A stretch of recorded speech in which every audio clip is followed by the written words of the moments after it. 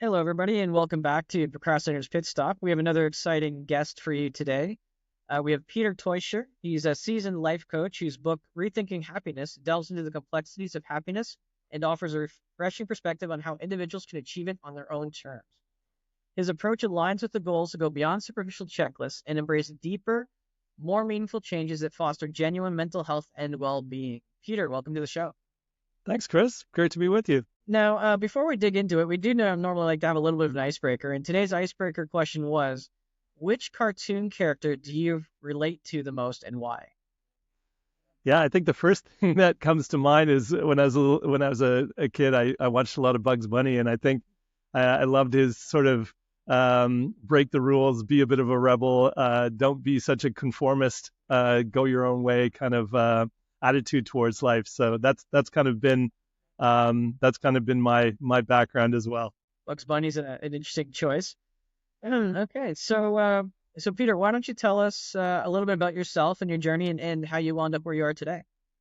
Sure. Well, I've got a pretty diverse background. I originally from Vancouver, Canada. Grew up there and started a business with my brother, built it up, sold it off, and I traveled the world for a while, mainly in Asia, and then I ended up in Europe. So I live in Hamburg, Germany, and I went from being an entrepreneur to working in the corporate world, uh, moving up the hierarchy fairly quickly, and found success in a lot of different ways. But I also struggled with mental health. I was really depressed, sort of at the peak of our business in Canada, and really unhappy there. And I think my journeys of personal development kind of started 25 years ago when, in my early 30s, when I decided, look, I got to find a change to my life. What I'm doing is not working. And so that's kind of where I started my personal development journey. And then I've tried to pass a lot of that knowledge on in different ways. I was a volunteer basketball coach at high school level in Canada, but I've coached people of all walks of life, including business coaching. Do leadership training and that sort of thing. And I think the transition away from just making money and being on a career path to kind of how can I serve others, how can I add value, I found was really fulfilling to me. And I find I'm able to pass on a combination of my, leadership skills and knowledge that I've acquired over the years, as well as sort of the, all the lessons I've learned through my own personal development journey. I think that's got me to where I am today, where I do a combination of coaching individuals, coaching people at an executive level, and I do a lot of writing. So that's kind of where I am at now. Okay, well, sounds like a lot of interesting experiences there. Thank you for sharing. So the question I have is, you mentioned that you were depressed and sort of feeling unfulfilled, even though your business was very successful. Is that correct? Yeah, exactly.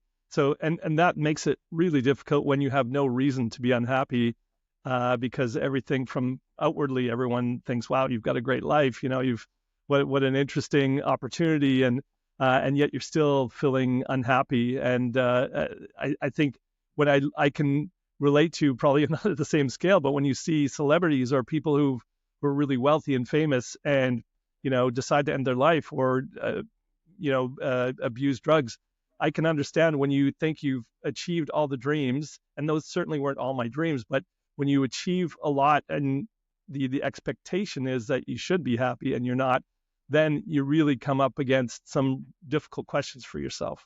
Actually, you raised an interesting point there. So, do you think it's for you that, in our pursuit of happiness, that we set too many expectations and that's why we can never really truly be happy? I think expectations is a big component of unhappiness. When we, and I cover this in the book, a lot of people set these checklists for themselves. They'll come to me, maybe they'll be mid 30s, 40s, and they've got a career, they've got their education, they've even got a family and so on. And they come to me and go, I've done all this stuff and I'm still not happy. And so happiness isn't this a box checking exercise of, well, if I do all of these things, then I'll automatically be happy.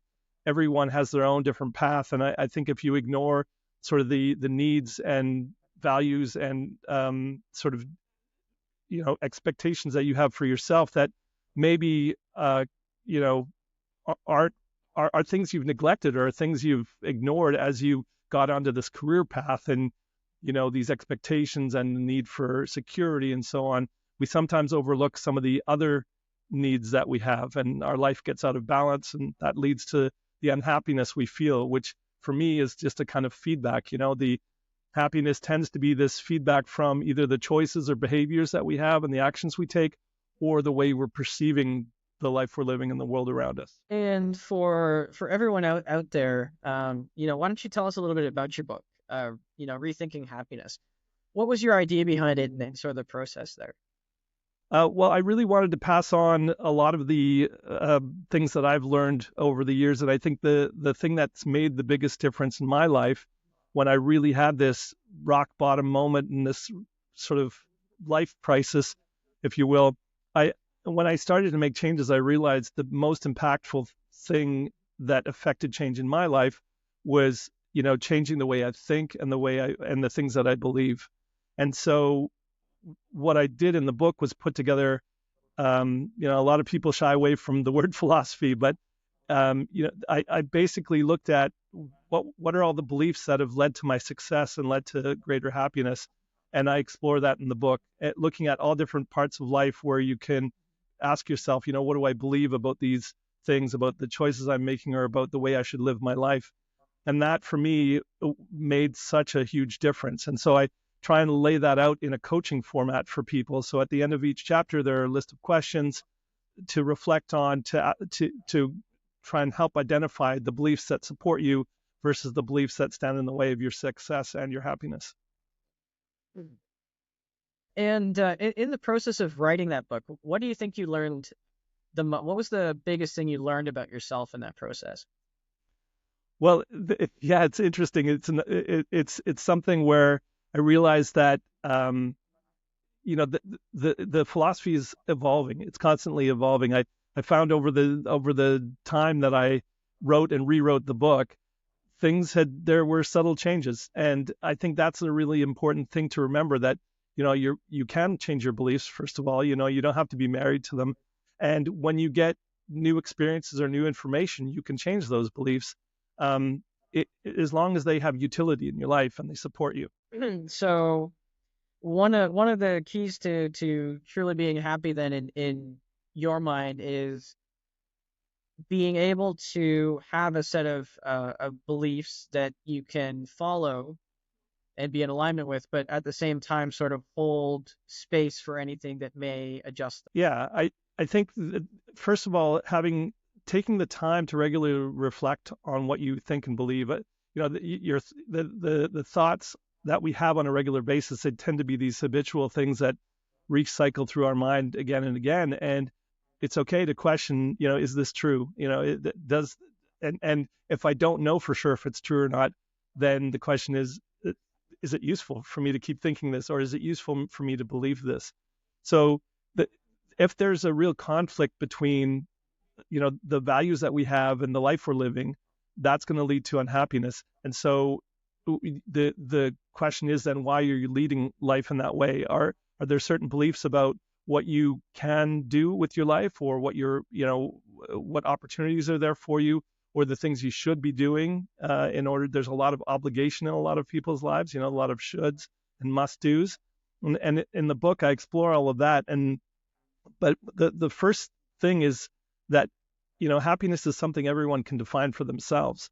And so I do a lot of reflecting on definitions of concepts. So, I don't have any rules for life or anything that people should or have to do. I have things that point you in the direction to find your own truth and to find your own way of living, because I think happiness is a very individual thing. What makes me happy may not make you happy, and that's great. Diversity is a wonderful thing. No, for sure, and that seems to be one of those big questions, sort of that awareness and how to even know that, because I know it's something that I struggle with personally, and if I'm being honest honest with people, like even now, it's like what makes me happy and why.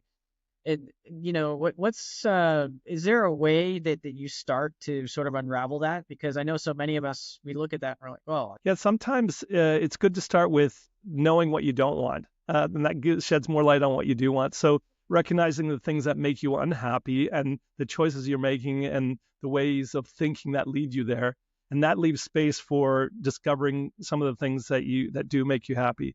But then also allowing yourself those things. There's a lot of people have a lack of self-worth, or they don't think they deserve a lot of good things, and that's not a conscious belief. That's something that lies beneath the surface. And so the more you reflect and go inward, the more you can kind of discover these things that are holding you back.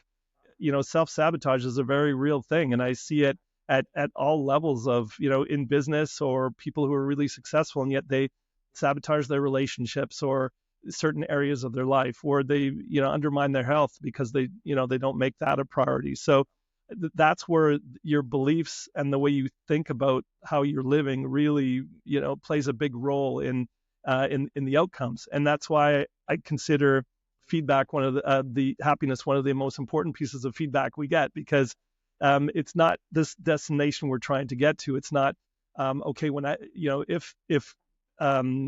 if I get this, if I achieve this, then I will be happy. That always leaves happiness out of reach. But when you experience things and you get this feedback that where you feel good, you feel fulfilled, you feel joy, those are the things that you can then recognize. I'm going in the right direction. It's kind of this hot cold thing, right? So when you're consistently not feeling happy, then I'm getting cold. I'm getting away from the things that fulfill me, or the sort of the goals that that I need to fulfill to feel whole or feel happy, right? no, that for sure. So, do you believe that at our core, we're always the same kind of person sort of forever, that we came into this world as, and what's sort of going to make us happy is universally going to make us happy? Or do you think that changes over time? What makes us happy can change over Yeah, well, psychology tells us that by the time we're 11 years old, our personality is pretty set. I think things like values are things that do stay with us and are with us from a young age. And a lot of people don't even know what their core values are. What I do think shifts is, what we emphasize, or where our focus is.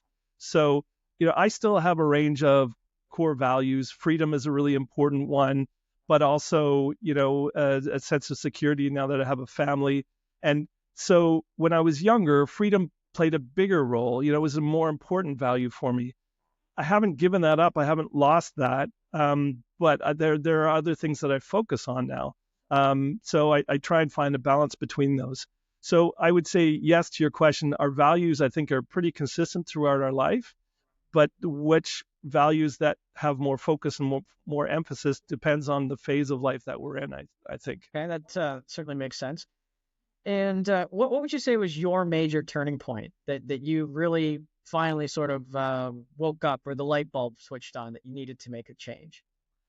Well, I don't think I've made progressive, positive changes. It's been more of a roller coaster. But I think when I got to this point where, in my early 30s, where I really, it's I get embarrassed to talk about it still sometimes, because it just seems, well, it's so distant for me. But when I got to a point where I really struggled to get out of bed in the morning, or I really thought, do I want to live another day? And when you so when you're kind of deep in this, not able to see any light or any kind of optimism, that's a moment where you either decide to change and do something about it, or give up.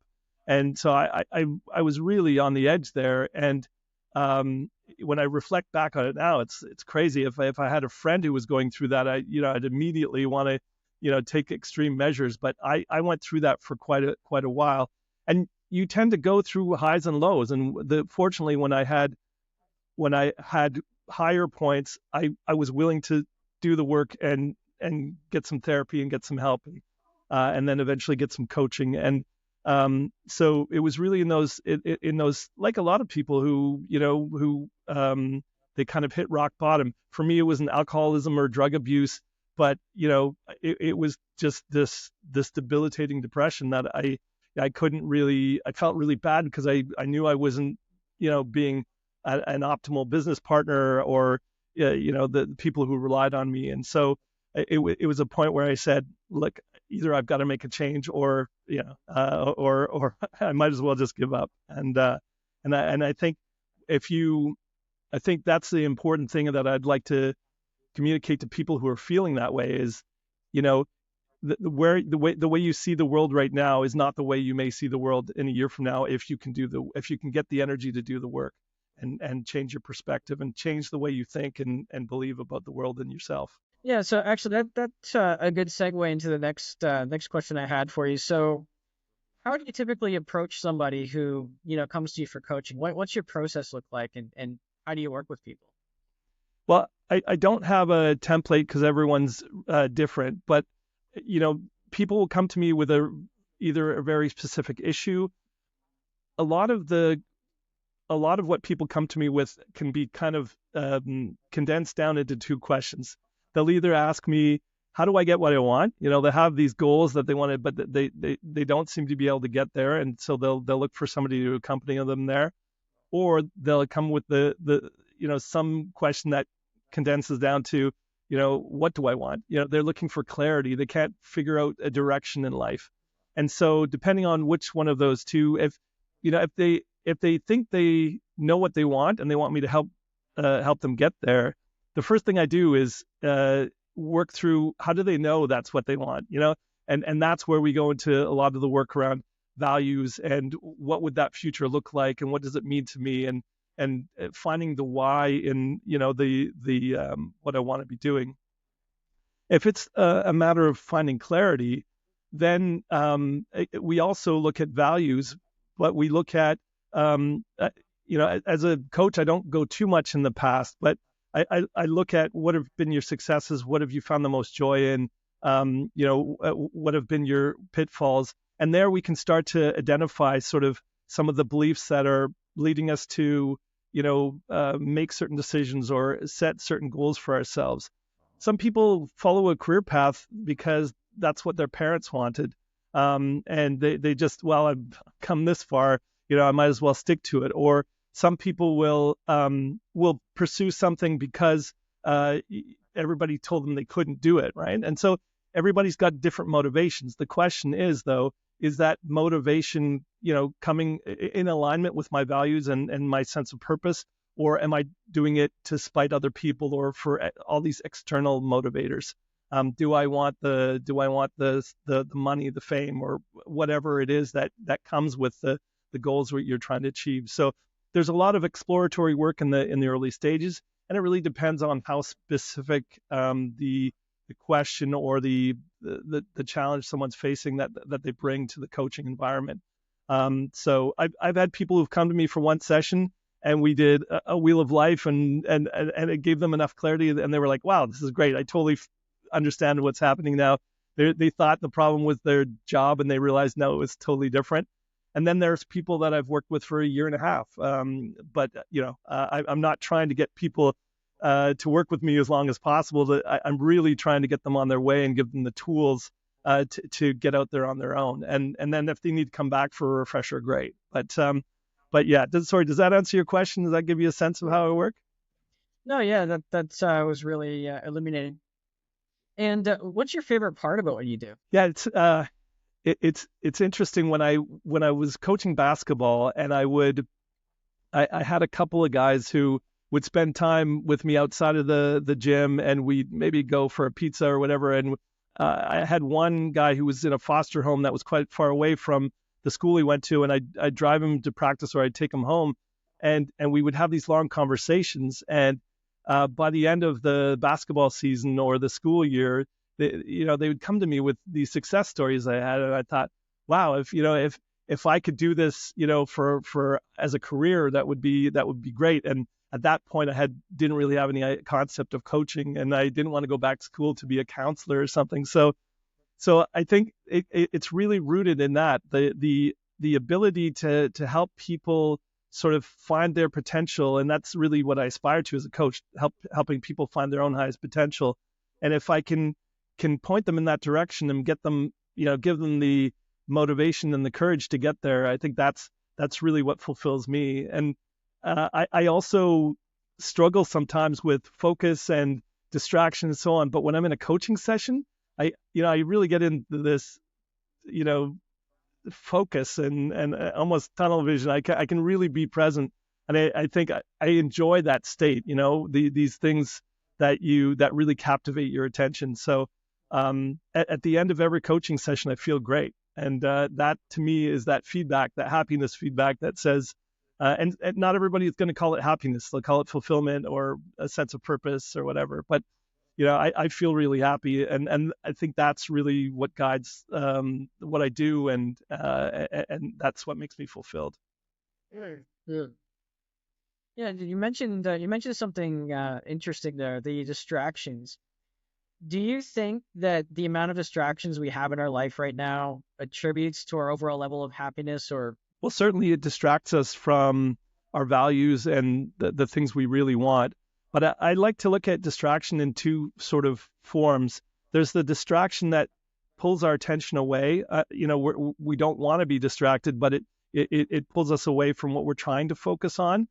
And then there's the distraction that we pursue because we don't like the way we feel, and it takes us away from that.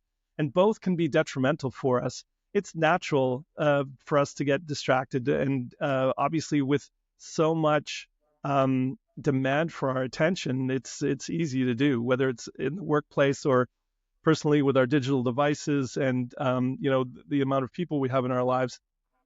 But I think it's important to recognize that that when you're not in the moment, happiness is just in the moment. So a lot of times distraction will take you to the future, to the past. And so if you're not anchored in the moment, then you're not that your opportunity for happiness is diminished, I think, in that way. And so is when you're distracted to the point that you're not able to pursue the things that you really want to pursue. We're also distracted in the sense that the expectations or the cultural conditioning that we're exposed to will distract us from who we really are, or who we're really trying to be, and all of those contribute to diminishing our level of happiness. Okay. And actually, I had an interesting question here. So, if somebody comes to you as a client, and how do we tell the difference between a distraction that, we all have hobbies, right? Mhm. But how do you sort of separate the distraction where we're looking for escape versus we're doing it because it makes us happy and actually give some value to our life? How do we separate those two and sort of recognize that? Yeah, I don't think that I would consider something that adds value to our life and a distraction. I would then ask the question, if the thing that makes us happy in life is distracting us from other things, then how can we spend more time doing that? Um, but that's a good question. In terms of does what I'm doing add value to me and to others? Uh, if it doesn't, we're asked to do a lot of things, and we're distracted by a lot of things that really, I've caught myself watching things or looking at things, and I go, I'm not even enjoying this, and it's not productive. So why am I doing it? It's just these are things we're all susceptible to. Um, but again, if something really fulfills you, then it's important to make time for it. And I think that's the key is setting up your life in a way that you make time for those things that fulfill you and make you happy, and don't call them a distraction. Set time aside for them. And then there's there are obligations we all have. There are things we do to earn money, and there are things that we do because there are people in our lives that need us, and we want to be there to support them. Those things can be distractions too. So it's just about finding that balance in your life, and making sure that you have enough time to fulfill yourself and to give of yourself, because that also, even if it may be a pain at times, it's fulfilling in the end, and I think anyway. Okay. And just on the topic of distractions and just life in general, sort of gets, I've heard people say, life gets in the way of being happy. So what do you say to those people about life getting in the way of being happy? I'd say that you look at your priorities. What's important to you?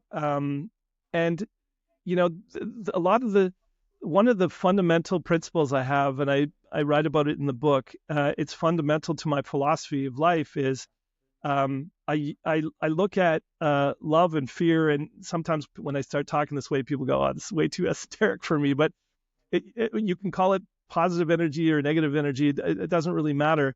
Um, but I look at the choices that I make in life as either being driven by love or driven by fear or driven by, this positive motivation or by this negative motivation.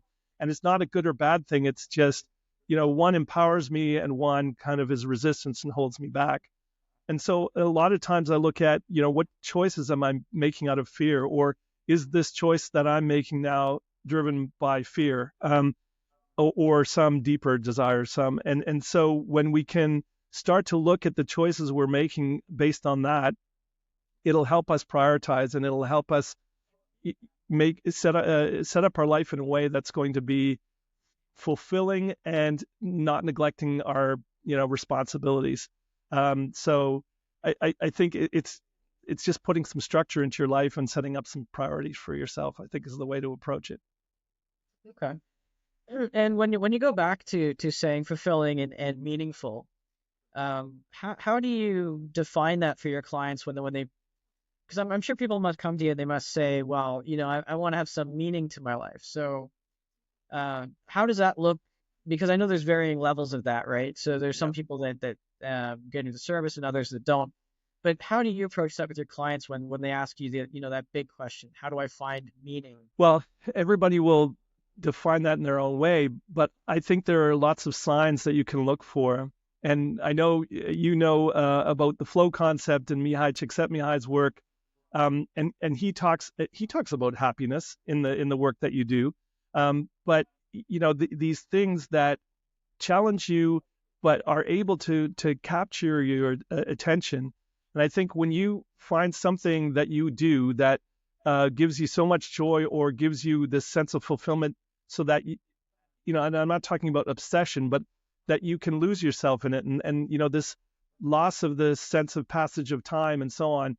And I think when you uncover these things, then you're on the right track. That's the kind of feedback life will give you, or your inner signals will give you, that this is something that can be really fulfilling for me. And that's how I stumbled into the coaching thing. I did the basketball coaching. That was fulfilling. I didn't think I'd ever be able to make any money at it. So, I got into the corporate world and so on. But even there, I started to do some sales coaching, and I found, wow, that's kind of fulfilling. And then, I got my systemic coaching certification, and then I started applying that. And just, I think the most interesting thing about approaching life in a systemic way is you don't have this, this, I'm going to do this to get this result. It's very much you run these experiments in life. Life is very complex, and so the way to find answers is to run these experiments for yourself. And so you try things out, and then you reassess, and it's like doing these iterations like you do in Scrum or at some other agile practice. And I think that is a really good way to test things out. If you think that you have to make this decision and commitment and just power through without kind of reflecting and taking time to take stock of the choices you're making, life is a bunch of incremental steps. And it's not this, okay, I know what I'm going to do, and no matter how I feel, I'm going to power through it. And you see this with people who want to become a doctor, a lawyer, or one of these, high profile, or that in society are really favorably looked upon. And people will power through because they think this is the person that I want to be, and they don't even stop to reflect on whether or not they're becoming the person they really want to be, or really fulfilling, the values that should be driving them. And Robert Greene talks about this a lot in his writing, and he talks about going back to your childhood and finding the things that really fulfilled you, and we lose a lot of that as we get older. And so I think reflect on the things that you're passionate about as a kid. That may not translate to something in your adult life, but I know that I loved to write when I was younger, especially in high school. And then I thought, I'll never be able to, do anything with that. And then I started writing as a hobby, and then I started writing a blog. Then I, for fun, started writing a novel. And then I realized, wow, what a really great medium for me. I really resonated with it. So it's trying things out, and not being afraid to fail. So if it doesn't work out, you can just move on to the next thing. Yeah, I like that. I remember I keep bringing it up a lot. I'm sure my listeners are mad at they're kind of mad at me, but I love it whenever somebody brings up fail, because I was talking to one of my clients, and they had, first attempt at learning. So that's a good system. So, the secret to kind of happiness is to experiment and, adjust and then experiment again. Absolutely. And, people always talk about their successes, but there's one company that I did some work with and some workshops with, and they had a thing called failure night. And so they basically got together in a casual environment, and they talked about the things that went wrong and what they learned from them. So they were sharing their experiences and what they'd learned, not by sharing, wow, look at all the great things I've done, but really sharing the things that had gone wrong. And that, just in and of itself, you see someone who's successful and you hear about how many times they've failed. How inspiring and motivational is that when you think you've gotten discouraged because you have one failure, right? So I think that's a really healthy way to look at it. Yeah, just a way to garner the experiences from that, for sure. Absolutely. So you've written this book, and you've obviously got a lot of maybe future plans. What's next for you, Peter? Where do you see yourself in the next year? Well, I the last 5-6 years I've really put into focus that I only want to work on things that I feel I can really add value at. So for me, what I've started doing recently is working with young people, so sort of 16 to 20-year-olds, because I think these people that come to me, maybe midlife or a bit younger, and they're wanting to make changes. I think if only I could reach those people at an age where they, haven't got these beliefs so quite entrenched as these people. And look, everybody will be ready for change when they've had the experience that will, that drive them there. So. And I've already had that experience. Some young people just, they aren't quite ready for what I have to offer them. But I think I'd really like to work on coaching more young people, in addition to the sort of the people in the business world and the private people. But I think that the more people I can make aware of the message in my book, that the beliefs, that you can change your beliefs, and they have the biggest impact on the outcomes in your life. And now that I've finished this book, I've already started working on the follow up, which it's a different topic, but it's another coaching based kind of book that I hope will add a lot of value to people's lives. Excellent. And where can people pick up a copy of your book? Well, it's on Amazon. And I do have a few other distribution channels, so it's something that you can actually ask for at your physical bookstore. But yeah, the easiest one tends to be Amazon, and it's available as a paperback, or you can get it if you have an Audible or one of the other audiobook subscriptions, and I have it as a digital Kindle book as well. So yeah, Amazon's the easiest one probably for most people. Okay. So you heard it here now. You can go and check out Rethinking Happiness on Amazon as well. So before we wrap things up, is there anything that maybe I didn't ask today, or that maybe we should have gone over but we didn't? No, I really liked your approach that, we're just going to have a conversation and see what questions come up. I think one of the hardest things in the book was to pre-formulate these coaching questions on each chapter, because a lot of the questions I ask clients are fairly intuitive and come up in the moment.